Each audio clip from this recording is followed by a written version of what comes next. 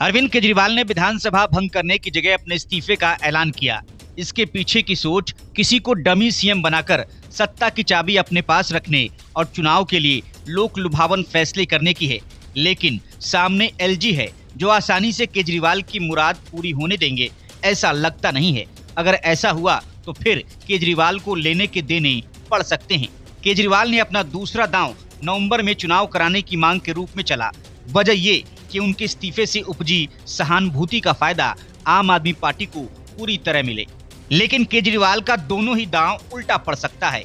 अगर केजरीवाल जल्द विधानसभा चुनाव चाहते हैं तो उन्हें विधानसभा भंग कर देनी चाहिए। आखिर अरविंद केजरीवाल ने दिल्ली विधानसभा को भंग क्यों नहीं किया?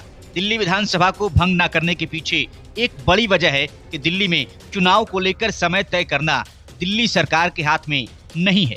दिल्ली की मौजूदा विधानसभा का कार्यकाल अगले साल 23 फरवरी को समाप्त हो रहा है। राष्ट्रीय राजधानी में फरवरी 2025 की शुरुआत में विधानसभा चुनाव करा जाने की संभावना है। केजरीवाल ने मांग की कि दिल्ली में नवंबर में महाराष्ट्र के साथ विधानसभा चुनाव कराए जाएं।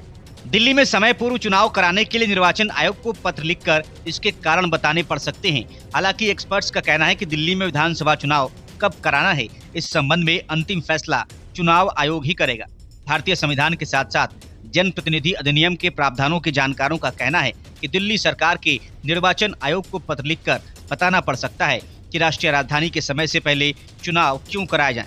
लेकिन इस संबंध में अंतिम निर्णय आयोग ही लेगा। कानूनी रूप से निर्वाचन आयोग के पास दिल्ली में महाराष्ट्र के साथ विधानसभा चुनाव कराने की शक्ति है, लेकिन पिछले मौकों पर दिल्ली में अलग से चुनाव हुए थे। निर्वाचन आयोग के पास महाराष्ट्र और दिल्ली में चुनाव एक साथ कराने का कोई कारण होना चाहिए। केजरीवाल के विधानसभा भंग न करने की बड़ी वजह चुनाव से जुड़े लोक लुभावन फैसले भी हो सकते हैं।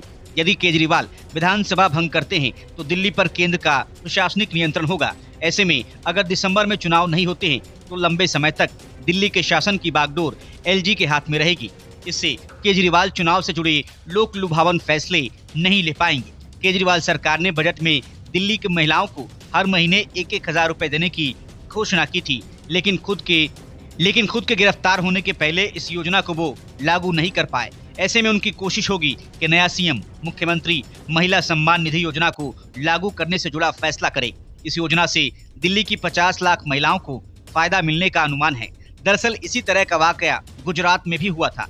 गुजरात दंगों के बाद तत्कालीन सीएम नरेंद्र मोदी की भूमिका पर सवाल खड़े होने लगे थे। बीजेपी की गोवा कार्यकारिणी में नरेंद्र मोदी का इस्तीफा देने को लेकर चर्चा हुई थी। हालांकि आडवाणी इसके पक्ष में नहीं थे।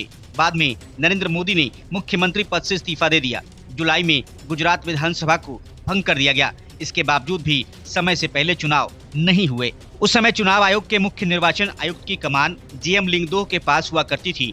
लिंगदोह ने समय पूर्व विधानसभा भंग होने के बावजूद तय समय पर ही चुनाव कराने का फैसला किया था। चुनाव आयोग ने दिसंबर 2002 में विधानसभा चुनाव कराया था।